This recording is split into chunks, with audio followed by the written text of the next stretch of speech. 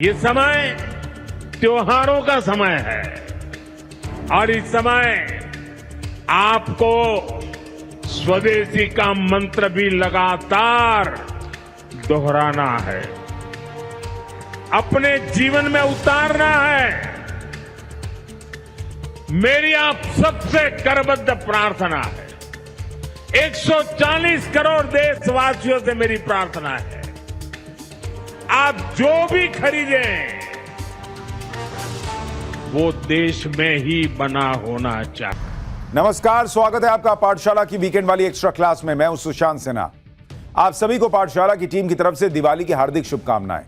सनातन धर्म और परंपराएं पवित्र उत्सवों से भरे हुए, जिनका अपना गहरा संदेश तो होता ही है, साथ ही इकोनॉमिक और सोशल मैसेज भी इन त्योहारों में होता है।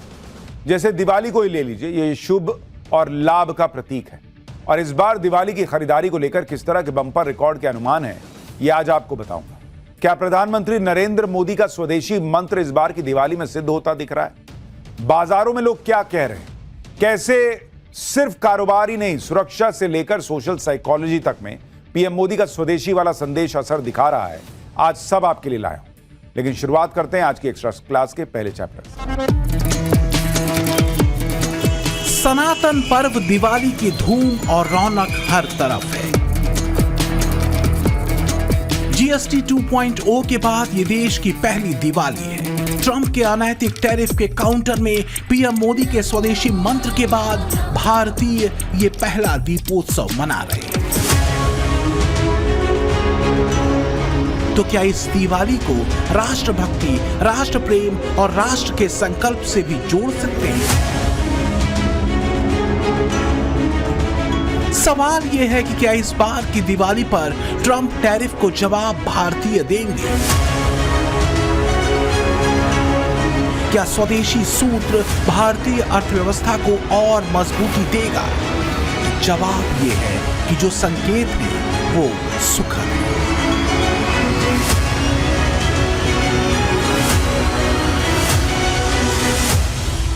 एक्सपर्ट मान रहे हैं कि इस बार दिवाली की खरीदारी बेहतर रिकॉर्ड बना सकती है। इसके पीछे 3 बड़े अहम फैक्टर हैं। पहला, स्वदेशी संकल्प, दूसरा जीएसटी में बड़े बदलाव और तीसरा महंगाई दर का कम होना। संकल्प से दृढ़ता आती है, दृढ़ता से दृष्टि स्पष्ट होती है और स्पष्ट दृष्टि से तय लक्ष्य सधते हैं। मोदी का स्वदेशी संकल्प भारत के तय लक्ष्यों को हासिल करने में एक अहम सूत्र है। बाजारों की रौनक, स्वदेशी सामानों की ओर भारतीयों का रुझान और डिफेंस सेक्टर में और शक्तिशाली होती स्वदेशी भारत की उड़ान बता रही है कि भारत अब अपने लक्ष्य को हासिल करने की जिद पर अड़ चुका है। ऐसा महसूस हो रहा है कि राष्ट्रपति ट्रंप द्वारा ये जो भारत के ऊपर 50% टैरिफ लगाया गया, इसको अर्थव्यवस्था, लोग और मार्केट अब भुलाने लगा है। यानी कि ये जो भारत के ऊपर एक बहुत बड़ा आर्थिक हमला किया गया था कि भारतीय एक्सपोर्टर्स को, और 50-60 बिलियन डॉलर का एक्सपोर्ट ऐसा माना जा रहा था, प्रभावित है। पर भारत की अर्थव्यवस्था की बढ़ती हुई तेज रफ्तार और भारत सरकार द्वारा किए गए रिफॉर्म्स, जिसमें जीएसटी 2.0 एक बहुत बड़ा रिफॉर्म है, इसने उस मार को न्यूट्रलाइज कर दिया है। और ये दिख भी रहा है भारतीय बाजारों में उमड़ी भीड़ और रौनक को देखकर। दिल्ली, देहरादून, लखनऊ, भोपाल में दिवाली की रौनक के बीच हमने ये जानने की कोशिश की कि भारतीय बाजार का हाल क्या है और जीएसटी बदलावों और स्वदेशी मंत्र का बाजार पर कितना असर दिख रहा है। राजधानी दिल्ली में दिवाली की रौनक देखने को मिल रही है। अगर बात करें राजधानी दिल्ली के सबसे famous market Sarojini Nagar market में इस वक्त हम मौजूद हैं। बाजार सज चुके हैं और यहाँ पर खरीदार जो है वो पहुंच रहे हैं बड़ी संख्या में। कुछ लोग हमारे साथ हैं, खासतौर पे जो दुकानदार हैं उनसे बात करते हैं कि इस बार जीएसटी घटने से किस तरह से बाजार में जो भीड़ है वो देखने को मिल रही है। देखो, बाजार में बहुत अच्छी रौनक है। सरोजनी नगर दिल्ली का दिल है। जीएसटी से बड़ा फर्क पड़ा, लोगों में जोश है। मोदी जैसा कोई नहीं, क्योंकि हम भारतीय सामान खरीद रहे हैं, भारतीय ही बेच रहे हैं। और बड़ा अच्छा व्यापार है, बड़ा अच्छा। कैसा चल रहा है व्यापार? जीएसटी घटने से लोगों के पास 2 पैसे पहले से सुरक्षित हो रहे हैं और अपने त्योहार पे कहीं आने जाने में, रिश्तेदारी में, त्योहार पे लोग खर्च कर रहे हैं और ग्राहक बहुत आ रहा है। कस्टमर बहुत है, मार्केट में बहुत आया है। त्योहारों का टाइम चल रहा है और जीएसटी कम होने से आ रहा है। क्या फर्क पड़ा है? जीएसटी कम होने से जो है लोगों की जेब में सेविंग हो रही है, और सेविंग होने का मतलब है फिर मार्केट में लोग खर्च करने के लिए बाहर निकलेंगे। आप देख सकते हैं इस वक्त किस तरह से मार्केट में आप भीड़ देखिए। ये सरोजनी नगर मार्केट है और दिवाली के समय जो रौनक है वो साफ मार्केट में दिख रही है। हजारों की संख्या में इस वक्त जो लोग हैं वो आपको यहाँ पर देखने को मिल जाएंगे, क्योंकि दिल्ली का दिल है और ऐसे में ये मार्केट जो है वो काफी ज्यादा फेमस है, इसलिए लोग दिवाली के समय शॉपिंग करने के लिए यहाँ पर आते हैं और दूर दराज से भी लोग आते हैं। और फिलहाल यहाँ के जो खरीदार हैं और दुकानदार हैं उनका ये कहना है कि जीएसटी घटने से यहाँ पर जो लोगों में कह सकते हैं कि एक तरह से खरीदारों में बढ़ोतरी जो है वो साफ देखी जा रही है। स्वदेशी मंत्र और जीएसटी रिफॉर्म्स ने किस तरह मार्केट को तेजी दी है, ये जमीन पर नजर आ रहा है। तो क्या मार्केट में इसे मोदी नीति का रिफ्लेक्शन कहा जा सकता है? एक्सपर्ट कहते हैं कि ट्रंप ने अनैतिक टैरिफ लादकर अनजाने में भारत को अपनी क्षमताओं को और ज्यादा बढ़ाने का एक मौका दे दिया है। ये समय त्योहारों का समय है और इस समय आपको स्वदेशी का मंत्र भी लगातार दोहराना है, अपने जीवन में उतारना है। मेरी आप सबसे करबद्ध प्रार्थना है, 140 करोड़ देशवासियों से मेरी प्रार्थना है, आप जो भी खरीदें वो देश में ही बना होना चाहिए। देश के इकोनॉमिस्ट और कारोबारी जिस तरह के प्रोजेक्शन इस बार की दिवाली में कारोबार को लेकर कर रहे हैं वो भारतीय अर्थव्यवस्था के लिए पॉजिटिव संकेत दे रहा है। दिवाली पर होने वाले कारोबार की तस्वीर दिवाली के दियों जैसे ही उजली है। इस साल दिवाली के मौके पर देश में कुल कारोबार करीब 5.25 लाख करोड़ यानी 4,75,000 करोड़ के होने का अनुमान है। ये कितना बड़ा है इसे आप ऐसे समझिए कि पाकिस्तान का 6 साल का रक्षा बजट मिला दें तो ये 4,80,000 करोड़ रुपए का होता है। वहीं नेपाल की जीडीपी 4 लाख करोड़ की है। दिवाली पर होने वाले कारोबार को लेकर जो संकेत हैं वो शुभ और लाभ के हैं। सच कहें तो भारत की इस क्षमता का अंदाजा दुनिया के देशों को है। यही वजह है कि हर कोई भारत के साथ व्यापार करना चाहता है। तो क्या पीएम मोदी ने ट्रंप टैरिफ की आपदा को भारत के लिए एक अवसर बना दिया? आत्मनिर्भरता के मंत्र से पीएम मोदी ने देश के आत्मसम्मान को जोड़ा और बेहतर संकेत दिखने लगे। दुनिया में हमारा कोई बड़ा दुश्मन नहीं है। सच्चे अर्थ में अगर हमारा कोई दुश्मन है तो वो है दूसरे देशों पर हमारी निर्भरता। विश्व में शांति, स्थिरता और समृद्धि के लिए दुनिया की सबसे बड़ी आबादी वाले देश को आत्मनिर्भर बनना ही होगा। हम दूसरों पर आश्रित रहेंगे तो हमारा आत्मसम्मान भी चोटिल होगा।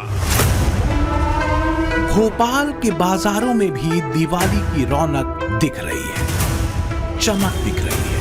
घरों की सजावट के सामानों से लेकर दीप पर्व पर पहने जाने वाले परिधानों तक की मार्केट सजी हुई है। रौनक यहाँ भी चरम पर है। यहाँ भी लोगों की प्राथमिकता स्वदेशी सामानों पर ही है। दिवाली का मौका है, बाजार सज चुके हैं, बाजारों की रौनक देखते ही बन रही है। इस बार जीएसटी का तोहफा सरकार की तरफ से मिला है तो बाजारों में रौनक नजर आ रही है। मेरे पीछे आप तस्वीरों में देख पा रहे होंगे कि यहाँ किस तरह से बाजार सजे हुए हैं और लोग बड़े पैमाने पर खरीदारी करने आ रहे हैं। दिन में ही बाजारों में इस समय आपको क्राउड नजर आ रहा होगा। लोग जो हैं वो इस बार दिवाली में खुल के खरीदारी कर सके इसलिए सरकार ने थोड़ी छूट भी दी है, जीएसटी को लेकर के और तमाम चीजों को लेकर के छूट दी है। दिवाली को लेकर के कितना उत्साह है, लोगों से भी बात करते हैं कि इस बार का माहौल क्या है। नहीं लेना स्वदेशी है, ये चाइना और ये काहे के ले लेंगे हम? चाइनीज माल नहीं, चाइनीज माल अवॉइड कर रहे हैं। स्वदेशी को लेकर के धीरे धीरे जो माहौल बना है सभी जगह पर, उसका असर यहाँ भी देखने को मिल रहा है। स्वदेशी सामानों की बिक्री बढ़ी है, लोग चाइना के सामान को नकार रहे हैं, मना कर रहे हैं और स्वदेशी सामान की ओर ही आकर्षित हो रहे हैं। स्वदेशी को लेकर के कितना लोग मोटिवेटेड है मैम? स्वदेशी को लेकर के लग रहा है कि इस बार स्वदेशी चीजें ही खरीद रहे हैं लोग। बिल्कुल, अभी मतलब हमारा देश इतना आगे तरक्की कर रहा है तो फिर हम क्यों ना अपने देश की तरक्की में योगदान दे, राइट? बिल्कुल।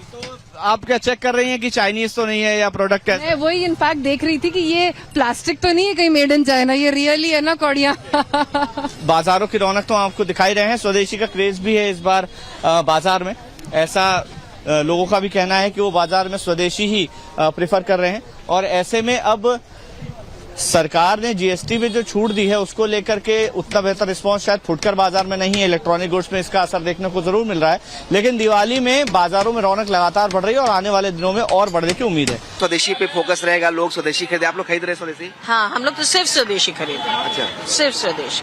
आपने अंकल क्या स्वदेशी पे जोर था पीएम का, तो आपको लगता है स्वदेशी खरीदनी चाहिए? तो आप लोग खरीद रहे हैं क्या? हाँ, बिल्कुल। मार्केट में स्वदेशी खरीद रहे हैं? बिल्कुल, नथिंग बट स्वदेशी। हम लोग स्वदेशी ही चीजें लेते हैं और अपने देश की। अपने देश की? हाँ, वो ज्यादा अच्छा है। अपना देश की चीजें आप मतलब उसको बढ़ाएंगे, अपनी प्रोडक्ट लेंगे तो वो अच्छी चीज है। तो आप लोग खरीद रहे हैं स्वदेशी? हाँ बिल्कुल खरीद रहे, दिए वगैरह खरीदे जो तेल वेल वाले हैं। कुछ ऐसा ही हाल देहरादून में दिवाली पर सजे बाजारों का है। यहाँ भी इस बार लोगों में खरीदारी को लेकर खासा उत्साह दिख रहा है।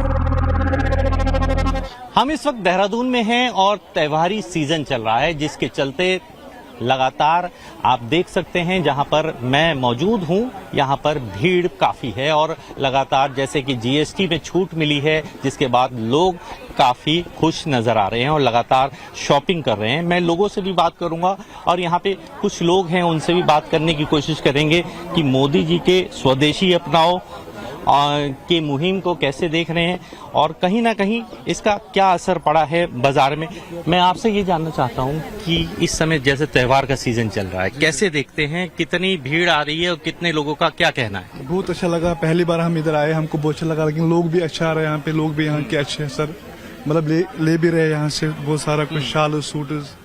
तो ये सब आप अपने आप ही प्रोडक्शन इंडिया ही में होता है इसका? जी जी, हमारा पूरा अपना प्रोडक्ट है ये, हम खुद बनाते हैं खुद बेचते हैं सर। हम JNK जम्मू कश्मीर से है सर। देखिए यहाँ पे और लोग भी हैं, आपसे बात करूंगा। देश में प्रधानमंत्री की मुहिम रही है, जीएसटी फ्री किया गया है, कैसे देखती हैं प्रधानमंत्री की इस मुहिम को? ये बहुत अच्छा है, इससे थोड़ा सा जो सामान है अच्छा हो गया और त्योहार के मौसम में तो बहुत ही अच्छी बात है कि हमारा बजट थोड़ा कम हो गया है। हालांकि अगर देखें तो भारतीय बाजारों में दिवाली के मौके पर कारोबार हमेशा जबरदस्त होता रहा है। बीते 5 सालों के आंकड़े बताते हैं कि साल दर साल एक नया रिकॉर्ड कारोबार ने बनाया है। जैसे साल 2021 में करीब 1.25 लाख करोड़ का कारोबार दिवाली के मौके पर पूरे देश में हुआ था। 2022 में यह आंकड़ा 2.25 लाख करोड़ पहुंच गया। 2023 में 3.25 लाख करोड़ का कारोबार दिवाली के अवसर पर देश में हुआ, जो साल 2024 में 4.25 लाख करोड़ हो गया। अब इस बार दिवाली के मौके पर कारोबार के 4.25 लाख करोड़ पहुंचने का अनुमान है। इस बार की दिवाली इस नजरिए से भी खास है क्योंकि भारत पर अपनी अर्थव्यवस्था को गति है उसे बनाए रखने की चुनौती बड़ी मानी जा रही है। वजह है ट्रंप का 50% वाला टैरिफ, जिसको लेकर तमाम लोग ये मान रहे थे कि अब भारत की फास्टेस्ट ग्रोइंग इकोनॉमी रफ्तार की जो उसकी बनी हुई थी वो पटरी से उतरनी थी। कुछ लोग ट्रंप के भारत की इकोनॉमी को डेड बताने वाले बयान से फूले नहीं समा रहे थे। उनको लग रहा था कि अपनी राजनीति चमकाने का और मोदी को घेरने का मौका मिल गया। लेकिन आईएमएफ के इंडियन इकोनॉमी को लेकर दिए गए बम्पर अनुमान ने कैसे उनके अरमानों पर पानी फेर दिया, ये मैंने आपको कल बताया था। लेकिन बात अब पीएम मोदी के उस स्वदेशी मंत्र के सिद्धि की है जो टैरिफ वाली आपदा में एक अवसर की तरह है। एक्सपर्ट कहते हैं कि अगर भारत ने अपनी मैन्युफैक्चरिंग शक्ति को बढ़ाया और हर भारतवासी ने स्वदेशी वाले मंत्र को गंभीरता से लिया तो फिर बहुत मुमकिन है कि मोदी का विजन 2047 यानी विकसित भारत का सपना समय से पहले पूरा हो। दिवाली पर जिस तरह के कारोबार का अनुमान है, जिस तरह की भविष्यवाणी आईएमएफ जैसी संस्थाओं ने भारतीय अर्थव्यवस्था के बम्पर रफ्तार को लेकर की है, उसके बाद भारत को डेड इकोनॉमी बताने वाले क्या करेंगे? टैरिफ ट्रंप ने लगा दिया है। Economy is a dead economy. Trump is saying Indian economy is a dead economy. Yes, he's right. I mean, everybody knows this, except the Prime Minister and the Finance Minister. Trump की खींच भारत पर समझ आती है। दुनिया की सबसे तेज रफ्तार भारतीय इकोनॉमी को डेड कहने के पीछे ट्रंप का दर्द भी समझ आता है। लेकिन सवाल है कि नेता प्रतिपक्ष को क्या हो गया? अब राहुल गांधी भारतीय अर्थव्यवस्था की रफ्तार पर आईएमएफ की भविष्यवाणी को लेकर क्या कहेंगे? रही बात भारत को लेकर ट्रंप की दुखती नस की, तो वो ये है कि पिछले 5 सालों में भारत की जीडीपी में 70% की बढ़ोतरी हुई है, जबकि अमेरिका की इकोनॉमी में सिर्फ 13% की। इतना ही नहीं, बीते 5 सालों में भारत की मैन्युफैक्चरिंग ग्रोथ में 50% की बढ़ोतरी हुई, यानी हमने प्रोडक्शन बढ़ाया, जबकि अमेरिका की मैन्युफैक्चरिंग ग्रोथ 15% गिरी है। एक तरफ जब दुनिया भर की इकोनॉमी में चिंताएं हैं, आर्थिक स्वार्थ से पैदा हुई चुनौतियां हैं, उस माहौल में भारत ने 7.8% की ग्रोथ हासिल करके दिखाई है। अगर ज्यादा से ज्यादा मेक इन इंडिया प्रोडक्ट्स को ही खरीदने का संकल्प भारतीयों ने ले लिया और स्वदेशी पर फोकस किया, तो भारतीय अर्थव्यवस्था पर ट्रंप टैरिफ इफेक्ट काफी हद तक कंट्रोल हो सकता है। अभी भारत दुनिया का सबसे बड़ा उपभोक्ता बाजार है, यानी वो बाजार जो दुनिया की चीजें खरीदता है। इसकी एक बड़ी वजह है देश की आबादी। साल 2021 में भारत की 31% आबादी मध्यम वर्गीय थी और ये साल 2031 तक 38% हो सकती है, जबकि साल 2047 तक यह आंकड़ा बढ़कर 60% पहुंचने का अनुमान है। देश में मिडिल क्लास का बढ़ना अर्थव्यवस्था को मजबूती, बाजार को विस्तार और समाज को स्थिरता देता है। भारत के मिडिल क्लास के बढ़ने का सीधा मतलब है एक बड़े कंज्यूमर वर्ग का खड़ा होना। ऐसे में अगर धीरे धीरे ही सही, लेकिन विदेशी प्रोडक्ट्स के बजाय भारतीयों ने स्वदेशी पर फोकस करना शुरू किया, तो भारत का एक बड़ा कंज्यूमर मार्केट देश की इकोनॉमी को बूस्ट दे सकता है। और अगर इसी दौरान भारत ने अपने प्रोडक्शन इंफ्रास्ट्रक्चर को बढ़ाया, तो एक पंथ दो काज होगा। पीएम मोदी का विदेशी सामानों के बहिष्कार के आह्वान के पीछे विजन भी यही है।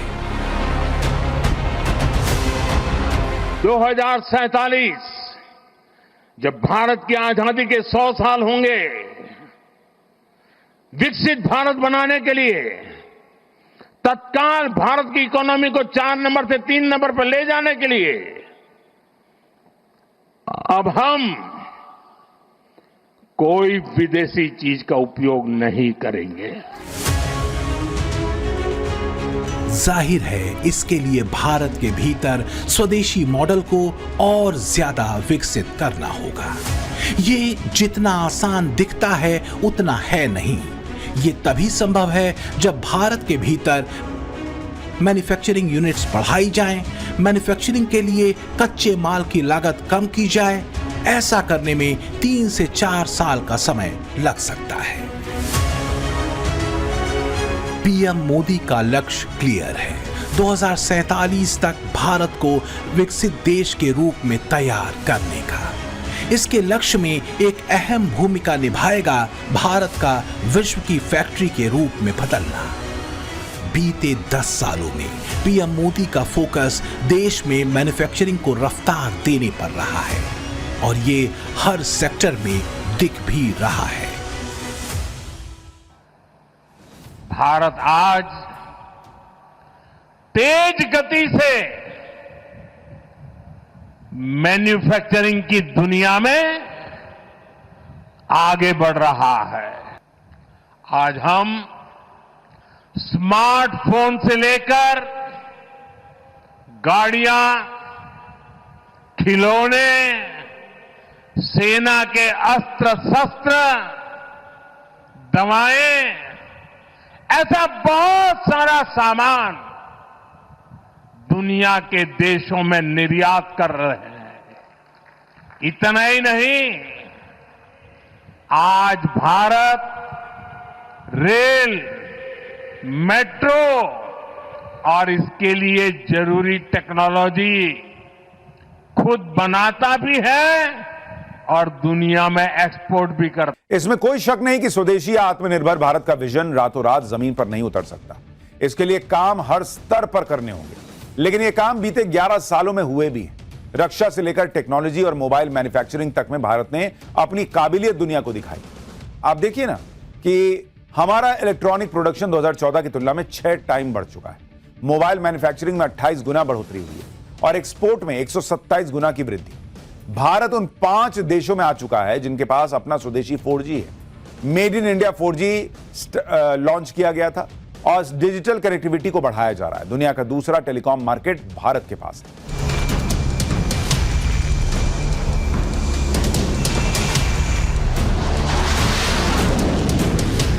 आत्मनिर्भर भारत का जो सबसे दमदार एरिया है वो है रक्षा क्षेत्र का। इसकी सबसे ताजा तस्वीर है made in India Tejas fighter jets का नया वर्जन तेजस 1A। हिंदुस्तान एरोनॉटिक्स लिमिटेड यानी HAL के वो स्वदेशी लड़ाकू विमान जिन्होंने पहली बार नासिक प्लांट से उड़ान भरकर रक्षा क्षेत्र में बढ़ रहे भारत के दबदबे का ऐलान किया है। उनकी उड़ान रक्षा क्षेत्र में भारत की, मैं मानता हूं, मैं इस रूप में देख रहा था, यह भारत की आत्मनिर्भरता की उड़ान है।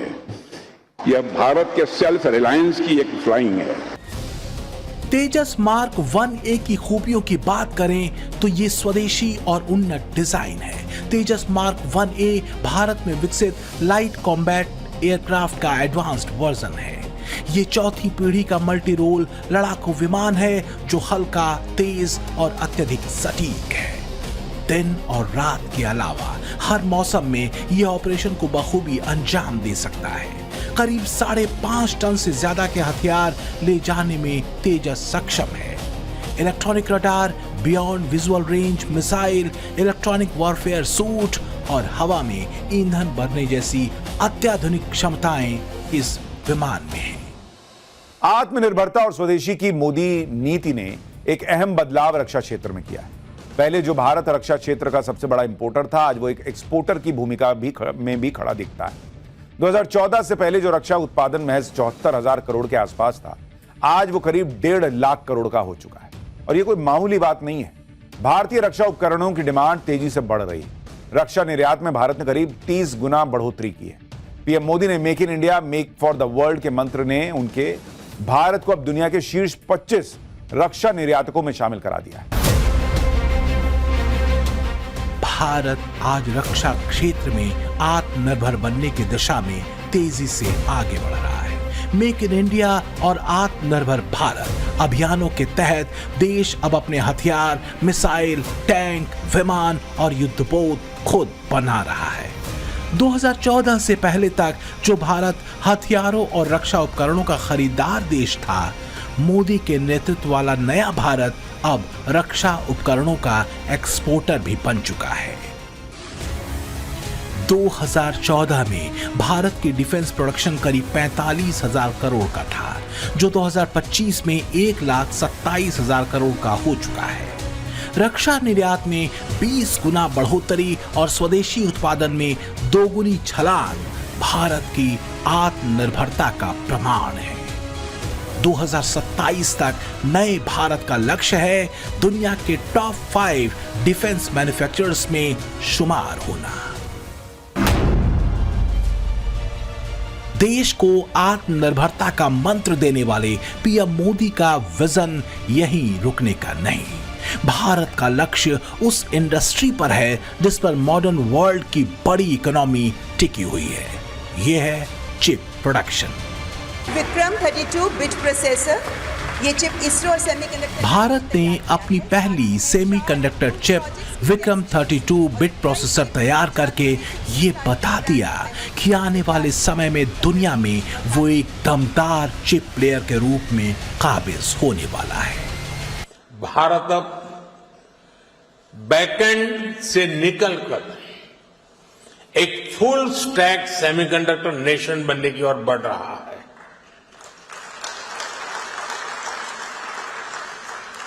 वो दिन दूर नहीं है जब भारत की सबसे छोटी चिप दुनिया के सबसे बड़े चेंज को ड्राइव करेगी।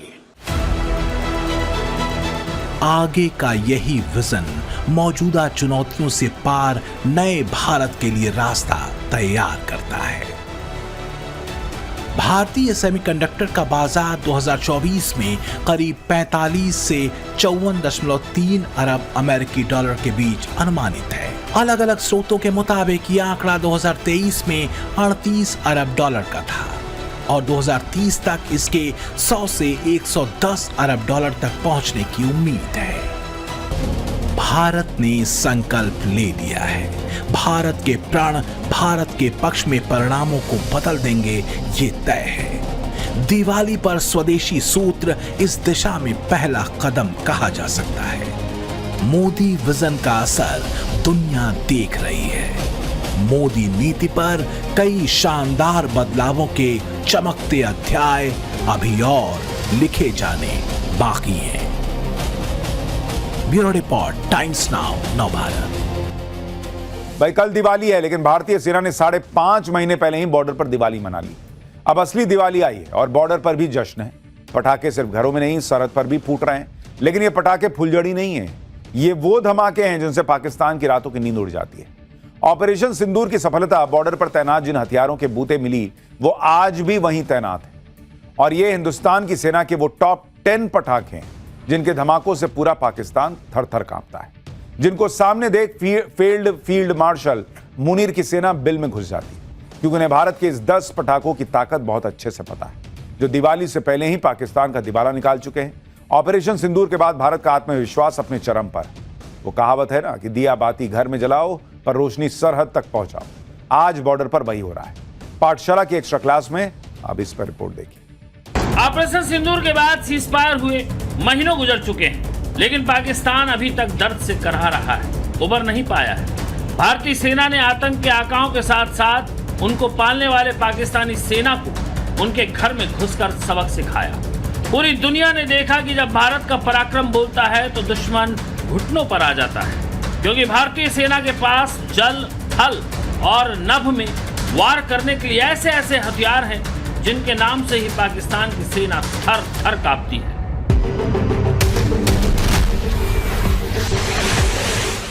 ये भारतीय पटाखे दुश्मनों के लिए खौफ का दूसरा नाम है। उनके धमाकों के खौफ से पाकिस्तान की सेना की रातों की नींद उड़ी रहती है, क्योंकि ये हथियार पाकिस्तान सीमा पर आत्मनिर्भर भारत का परचम लहराते हैं और तकनीक के साथ ताकत का ऐसा धमाका करते हैं कि पड़ोसी मुल्क की सेना के पसीने छूट जाते हैं।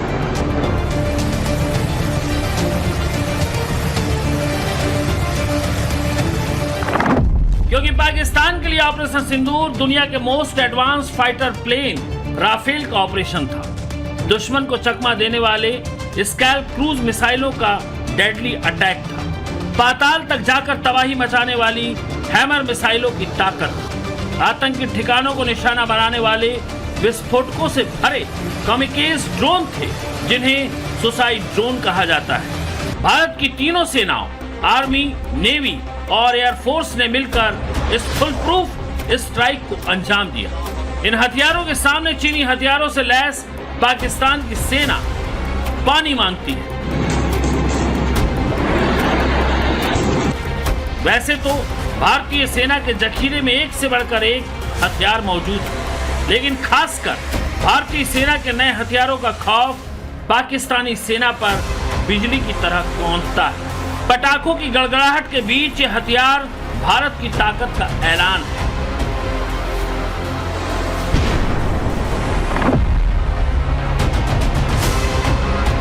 ब्रह्मोस मिसाइल से पाकिस्तान हर मिनट या कहें कि हर सेकंड खौफ में रहता है, क्योंकि घर में घुसकर कैसे मारा जाता है ब्रह्मोस मिसाइल ने पाकिस्तान को बहुत अच्छी तरह बता चुका है। ब्रह्मोस मिसाइल की चोट पाकिस्तान को सदियों तक याद रहेगी। सिर्फ इतना ही नहीं, अगर आने वाले वक्त में भी पाकिस्तान पर जंग की खुमारी चढ़ी तो ब्रह्मोस के जरिए लाहौर, कराची, इस्लामाबाद से लेकर पाकिस्तान के हर सैन्य ठिकाने की तबाही तय। जहां टारगेट तय किया वहां धमाके किए। ये ताकत हमें आत्मनिर्भर भारत के संकल्प से मिली है। ऑपरेशन सिंदूर में ब्रह्मोस ने पाकिस्तानी एयरबेस को राख में मिला दिया था। दुनिया की सबसे तेज क्रूज मिसाइलों में से एक ब्रह्मोस को भारत रूस की दोस्ती का कमाल माना जाता है। फायर एंड फॉरगेट मिसाइल दुश्मन को चकमा देकर पलक झपकते तबाही मचाती है। 290 से 800 किलोमीटर की रेंज, मैक 3 यानी 3700 किलोमीटर प्रति घंटा की रफ्तार के साथ 300 किलोग्राम वारहेड के साथ ब्रह्मोस मिसाइल पाकिस्तान के इंच इंच को जलाने की ताकत रखती है। थल सेना ने ब्रह्मोस मिसाइल की तैनाती लद्दाख और राजस्थान की सीमा पर कर रखी। वहीं भारतीय नौसेना ने अरब सागर में अपने युद्धपोतों पर ब्रह्मोस लगा रखे थे। रही बात इंडियन एयरफोर्स की, तो ब्रह्मोस मिसाइलों से लैस Sukhoi 30 MKI Punjab, Gujarat airbase तक रेडी टू अटैक मोड में रहते हैं। ब्रह्मोस को लेकर पाकिस्तानी सेना की खौफ की एक वजह यह भी है, ये कराची बंदरगाह को सिर्फ 10 मिनट में ध्वस्त करने की ताकत रखता है। पाकिस्तान को ब्रह्मोस के नाम पर इसलिए भी खौफ का बुखार बढ़ गया है क्योंकि अब ये मिसाइल भारत में बनने लगी है। यूपी की राजधानी लखनऊ से मात्र 5 महीनों में ब्रह्मोस मिसाइल की पहली खेप तैयार होकर डिलीवरी हो रही है। देखिए, ये ब्रह्मोस मिसाइल जो दुश्मनों के हौसलों को न केवल तोड़ेगी बल्कि भारत के लिए, उसकी आन बान शाह के लिए एक उत्साहजनक बात है कि आज भारत की आंख में आंख मिलाकर कोई पड़ोसी देश देख नहीं सकता, बल्कि दुनिया भर में भारत की प्रतिष्ठा में जो इजाफा हुआ है उस कड़ी में भारत भी अब सक्षम है अपने यहाँ रक्षा क्षेत्र से जुड़े अस्त्र शस्त्र बनाने में। उसकी बानगी, उसका मजबूत हस्ताक्षर ये ब्रह्मोस के रूप में सामने खड़ा है। ऑपरेशन सिंदूर में जो हुआ वह तो केवल एक ट्रेलर था, पर उस ट्रेलर ने ही पाकिस्तान को यह एहसास दिला दिया कि अगर भारत पाकिस्तान को जन्म दे सकता है तो समय आने पर वह, अब आगे मुझे बोलने की कोई जरूरत नहीं है, पाकिस्तान की जहां तक बात है तो अब उसकी एक एक इंच जमीन हमारी ब्रह्मोस की पहुंच में है। ये ब्रह्मोस जैसे हथियारों की ताकत का ही कमाल रहा जो ऑपरेशन सिंदूर के दौरान भारतीय सेना सिर्फ पीओके के आतंकी ठिकानों और ट्रेनिंग कैंप तक नहीं रुकी। पाकिस्तान में 100 किलोमीटर घुसकर आतंकियों के हेडक्वार्टर ध्वस्त कर दिए। इंडियन एयरफोर्स ने हवाई और मिसाइल हमलों में पाकिस्तान के 11 बड़े आर्मी और एयरफोर्स बेस को उड़ा दिया। इस हमले में रावलपिंडी में नूर खान, चकलाला एयरबेस, शोरकोट में रफीकी एयरबेस, पंजाब में मुरीद, सियालकोट और पसरूर एयरबेस, सिंध में सुक्कूर और जैकोबाबाद एयरबेस, कराची के पास भुलारी एयरबेस, सरगोदा और चूनियन एयरबेस और गिलगित बाल्टिस्तान में स्कार्दू एयरबेस पर जबरदस्त नुकसान पहुंचा और पाकिस्तान को ब्रह्मोस की असल ताकत का अंदाजा हो गया जब उसके एयरबेस और मिलिट्री डिपो में इतने बड़े बड़े गड्ढे हो गए कि जैसे तालाब हो। और भारत का यही वो हमला था जिसके बाद पाकिस्तान को समझ में आ गया कि उसने अगर इस लड़ाई को और आगे बढ़ाया तो इसका अंजाम और भी खतरनाक होगा। पाकिस्तान के एयरबेस की ये दुर्दशा देखिए, रफाल से बरसे आग के गोलों ने कैसे यहाँ धुआं धुआं कर दिया, इसे पूरी दुनिया देख रही है। मुजफ्फराबाद के साथ साथ मुरीदके में लश्कर के और बहावलपुर में जैश के हेडक्वार्टर निस्त नाबूद हो गए। ये कल्पना से परे नहीं तो और क्या है। इसकी कल्पना पाकिस्तान तो छोड़िए, दुनिया में किसी ने नहीं की होगी कि एक परमाणु शक्ति पड़ोसी देश के भीतर घुसकर भारत उसके आतंक के ठिकानों की धज्जियां उड़ा देगा। ये कोई मामूली बात नहीं, लेकिन अगर ये मुमकिन हुआ तो उसके पीछे रफाल फाइटर जेट की ताकत। भारतीय वायुसेना ने रफाल विमानों को हरियाणा के अंबाला एयरबेस पर तैनात कर रखा है और अब पाकिस्तान बहुत अच्छे से समझ चुका है कि रफाल से मुकाबला पाकिस्तान के विमानों के लिए खुदकुशी करने जैसा होगा, क्योंकि भारत के खिलाफ पाकिस्तान का सबसे आधुनिक विमान है F-16, लेकिन रफाल के सामने F-16 भी पानी मांगने लगता है। फ्रांस से भारत आए रफाल फाइटर जेट को जंग का जादूगर कहा जाता है। ऑपरेशन सिंदूर के दौरान रफाल ने पाकिस्तानी F-16 को आसमान में ही धराशायी कर दिया। भारत के पास 36 रफाल जहाज है जो कि अंबाला और हशमेरा एयरबेसिस पर तैनात है। सूत्रों के मुताबिक इनमें से आधे यानी 18 रफाल जहाजों ने ऑपरेशन सिंदूर को अंजाम दिया। ये ऑपरेशन तेजी के साथ कैसे अंजाम दिया गया वो समझना जरूरी है। एक रफाल जहाज की अधिकतम स्पीड 2222 किलोमीटर प्रति घंटे की है और ऐसे में ये 18 रफाल जहाज 5 मिनट के अंदर ही जम्मू कश्मीर और राजस्थान की एयर स्पेस में पहुंच गए थे, जिन्होंने अगले 25 मिनट में ऑपरेशन सिंदूर को अंजाम दिया और 9 आतंकी ठिकानों को चुन चुन कर निशाना बनाया। ये रफाल के साथ साथ भारतीय सेना के अत्याधुनिक हथियारों का ही कमाल था जो पाकिस्तान को भनक तक न लगी और 25 मिनट में एक एक करके उसके ठिकाने तहस नहस हो गए। जैश ए मोहम्मद और लश्कर ए तैयबा हेडक्वार्टर मिट्टी में मिल गए, लेकिन किसी आम पाकिस्तानी को नुकसान नहीं पहुंचा। इतना सधा हमला, इतनी तेजी और इतनी सफाई से भारत की सेना अगर अटैक कर सकी तो उसके पीछे भारतीय सेना के घातक हथियारों के पिन पॉइंट हमले थे। स्कैल्प और हैमर, इन दोनों मिसाइलों का नाम सुनते ही पाकिस्तानी सेना के पसीने छूटने लगते हैं। वजह है स्कैल्प मिसाइल की घातक शक्ति। स्कैल्प 5 मीटर लंबी एक डिप स्ट्राइक क्रूज मिसाइल है। ये एयर टू सरफेस मिसाइल है। रेंज इसकी 500 किलोमीटर है। इसे खासतौर से राफेल के लिए डिजाइन किया गया है। इसका वजन 1300 किलोग्राम है, जिसमें 450 किलो वारहेड है। ये रडार को चकमा देने वाली स्टेल्थ मिसाइल है। बंकर अंडरग्राउंड बेस पर पिन पॉइंट अटैक करती है, जिससे टारगेट पॉइंट पर 30 मीटर तक गहरा गड्ढा बन जाता है। कि कहा जा रहा है कि स्कैल्प की मार से जैश और लश्कर के आतंकी हेडक्वार्टर में हमले के वक्त मौजूद एक भी आतंकी नहीं बचा। पाकिस्तान में चर्चा आम हो गई कि स्कैल्प ने उनके आतंकियों और फौजियों को बिना ताबूत के ही जमीन में दफन कर दिया। स्कैल्प मिसाइल के अटैक के बाद रही सही कसर हैमर मिसाइलों ने पूरी कर दी। मीडियम रेंज की मिसाइल है।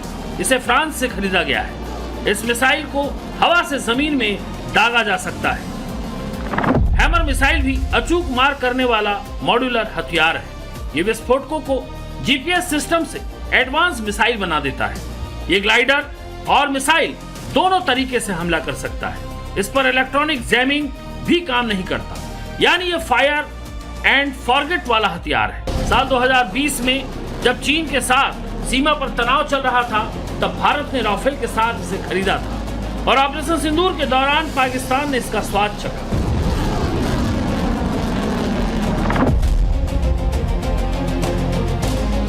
ऑपरेशन सिंदूर में फाइटर जेट राफेल के साथ कामिकेज ड्रोन ने भी कहर बरपाया और पाकिस्तानी सेना को उसकी औकात दिखाई। इस खतरनाक ड्रोन को सुसाइड बॉम्बर कहा जाता है क्योंकि ये विस्फोटक के साथ उड़ान भरता है, दुश्मन के ठिकानों को तलाशता है, उसकी पहचान पक्की करता है, फिर मिसाइल की तरह वहां अटैक करता है। कामिकेज ड्रोन विस्फोटकों से लदे छोटे ड्रोन हैं। ये फेशियल रिकॉग्निशन क्षमता से लैस हैं, यानी टारगेट पहचानते हैं। लॉन्च होते ही इनके ब्लेड जैसे पंख बाहर निकलते हैं। 63 किलोमीटर प्रति घंटे की रफ्तार से उड़ते हैं।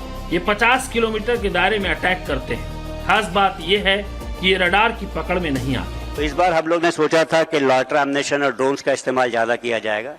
ये क्षमता जो है हमने आखिर एक्वायर करनी शुरू की थी अजरबैजान और आर्मेनिया की लड़ाई के बाद में। तो इसका इस्तेमाल किया क्योंकि ये एयर तो इस्तेमाल करता है बट लोअर एयर स्पेस है, काफ़ी नीचे चलता है और काफ़ी 30-40 किलोमीटर तक सटीक निशाने लगा सकते हैं ये वाले हथियार। यही वजह है कि पाकिस्तान के डिफेंस सिस्टम को खबर तक न लगी और कामिकेज ड्रोन ने वहां कहर बरपा दिया। और इसमें लगे कैमरों से अटैक का लाइव पीएम मोदी दिल्ली में 7 लोक कल्याण मार्ग पर बैठकर देख रहे थे, तो वहीं पाकिस्तानी सेना का खून खौफ से पानी होता रहा। ऑपरेशन सिंदूर के दौरान पाकिस्तान की सेना ब्रह्मोस के अटैक से बाप बाप चिल्लाती दिखी, लेकिन आगे युद्ध हुआ तो भारत की तरफ से नया ब्रह्मास्त्र चलेगा। उसका नाम है रुद्रम 2 और 3 मिसाइल। ये वो हथियार हैं जो न सिर्फ पाकिस्तान के आतंकी ठिकानों को बल्कि उसके सैन्य और हवाई ठिकानों को भी पल भर में नेस्त नाबूद कर सकते हैं। रुद्रम 2 कैसे करेगा टारगेट लॉक, कैसे उड़ाएगा दुश्मन के रडार और क्यों रुद्रम के रौद्र रूप से डर के साए में जी रही है जनरल मुनीर की जिहादी फोर्स, इसे समझने के लिए रुद्रम 2 की ताकत को समझना होगा। रुद्रम 2 को डीआरडीओ ने तैयार किया है, यानी ये मिसाइल पूरी तरह स्वदेशी है। यानी रुद्रम 2 भारत की अपनी बनाई हुई सुपर किलर मिसाइल है। ये एक हाइपरसोनिक एंटी रेडिएशन मिसाइल है। रुद्रम 2 में आईएनएस और सैटेलाइट नेविगेशन सिस्टम है जो इसे सटीक रास्ता दिखाता है। इसका मतलब यह है कि रुद्रम 2 पाकिस्तान के रडार, कमांड सेंटर और हवाई ठिकानों को चुटकियों में तबाह कर सकती है। इसकी रेंज है 50 से 300 किलोमीटर। ये मैक 5 यानी आवाज की रफ्तार से भी 5 गुना तेज स्पीड से वार कर सकती है। यानी इसकी रफ्तार 6174 किलोमीटर प्रति घंटा है। सबसे खास बात यह कि रुद्रम 2 को पाकिस्तान का रडार पकड़ ही नहीं सकता। यह ऐसी तकनीक से लैस है जिससे ये पाकिस्तानी दुश्मनों के रडार सिग्नल को पकड़कर सीधे उन पर हमला कर दे। यानी अगर पाकिस्तान के किसी टारगेट पर सेट कर छोड़ दिया गया तो पाकिस्तान को खबर भी नहीं होने देगा और सीधे टारगेट को तबाह कर देगा। रुद्रम 2 को सुखोई 30 MKI जैसे फाइटर जेट से छोड़ा जा सकता है। इसकी सटीकता इतनी जबरदस्त है कि मिसाइल 5 मीटर के दायरे में भी टारगेट को पूरी तरह बर्बाद कर देगा। भारतीय नौसेना के सामने पाकिस्तानी नेवी शुरू से ही नतमस्तक रही है, क्योंकि इंडियन नेवी के पास ऐसे ऐसे हथियार हैं जो पाकिस्तानी नौसेना को डुबोने को तैयार है। इसमें सबसे पहला नाम आता है भारत के पहले स्वदेशी एयरक्राफ्ट कैरियर INS विक्रांत का। इस स्वदेशी एयरक्राफ्ट कैरियर के खौफ से पाकिस्तानी नौसेना को अरब सागर में घुसने की हिम्मत नहीं जुट पाती। उसका नाम सुनते ही कराची बंदरगाह में सन्नाटा छा जाता है, क्योंकि INS विक्रांत को समुद्र का सिकंदर कहा जाता है। भारतीय नौसेना ने इसे विशाखापट्टनम नौसेना बेस पर तैनात कर रखा है। INS विक्रांत पर MiG-29 लड़ाकू विमानों के साथ साथ एडवांस्ड लाइट हेलीकॉप्टरों को तैनात किया गया है। इसमें 14 डेक है जो 10 मंजिला इमारत के बराबर है। इसके साथ ही पाकिस्तान के लिए भारतीय नौसेना ने एक ऐसे समुद्र के शिकारी को तैनात कर रखा है जिसे P-8I पोसाइडन कहते हैं।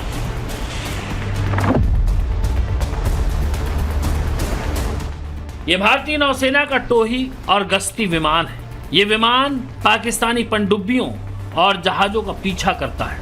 इसकी नजर से कोई नहीं बच सकता। भारतीय नौसेना ने पीएटाई पोसाइडन को अरब सागर के साथ साथ बंगाल की खाड़ी में तैनात कर रखा है, जिसके खौफ से पाकिस्तानी नौसेना सकपकाई रहती है। ऑपरेशन सिंदूर ने पूरी दुनिया को दिखा दिया कि आज के युद्ध का असली योद्धा सिर्फ मिसाइलें नहीं, उन्हें रोकने वाली ढाल है, यानी एयर डिफेंस सिस्टम। जिस देश का एयर डिफेंस सिस्टम जितना मजबूत होगा, वो देश उतना ही महफूज रहेगा। पाकिस्तान बिना गारंटी वाले चाइनीज एयर डिफेंस सिस्टम के भरोसे रहा तो धुआं धुआं हो गया। वहीं भारत ने S-400 और आकाश जैसे एयर डिफेंस सिस्टम का इस्तेमाल किया। 600 से ज्यादा पाकिस्तानी ड्रोन हवा में ही मार गिराए गए। पाकिस्तानी सेना पैर पटकती रह गई, लेकिन पाकिस्तान की एक भी मिसाइल भारत को छू नहीं सकी। ऑपरेशन सिंदूर के साथ साथ रूस यूक्रेन युद्ध हो या फिर इजराइल ईरान युद्ध, ड्रोन अटैक आज के समय का सबसे कारगर हथियार है। ऐसे में सबसे अधिक जरूरत काउंटर ड्रोन सिस्टम की है। भार्गवास्त्र भारत का ऐसा ही स्वदेशी काउंटर ड्रोन सिस्टम है।